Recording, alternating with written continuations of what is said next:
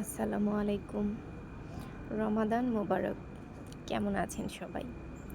আজকে কয়েকদিন ধরে ব্লগ দিতে পারছি না, কারণ হচ্ছে রমজান মাস শুরু হয়ে গেছে।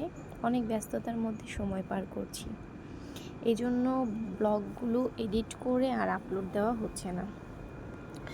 তো এইটা ছিল রমজানের আগের দিনে কিছু প্রিপারেশন। প্রথমেই আদা রসুন ছিলে নিয়েছি হেল্পিং হ্যান্ডকে দিয়ে, তারপর সেগুলোকে ব্লেন্ডিংয়ের জন্য প্রসেস করে নিয়েছি।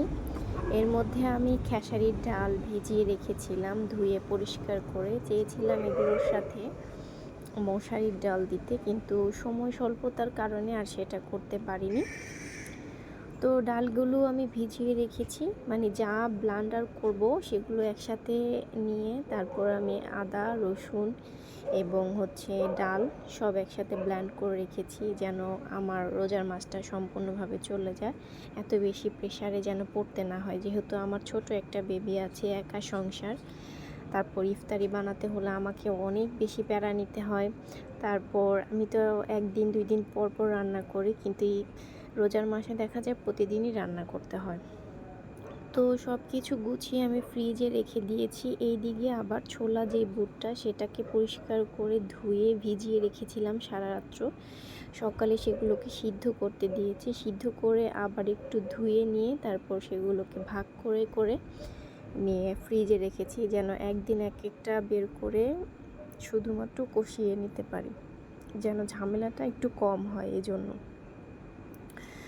তারপর কিছু বেসন নিয়ে এসেছিলাম, বেসনগুলো একটু চেলে নিলাম। অনেকেই হয়তো না চেলে খান, কিন্তু আমি আবার না চেলে কেমন জানি খেতে পারি না। তো এগুলো সব প্রসেসিং করে রাখছিলাম, যেন সময়টা একটু ম্যানেজ করা যায় আর কি।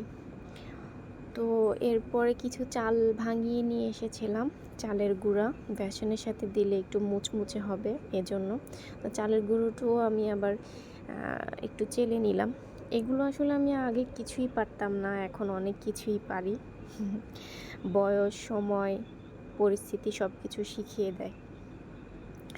আমার জন্ম ঢাকাতে, তো সেই ক্ষেত্রে আমি ছোটোবেলা থেকেই ঢাকার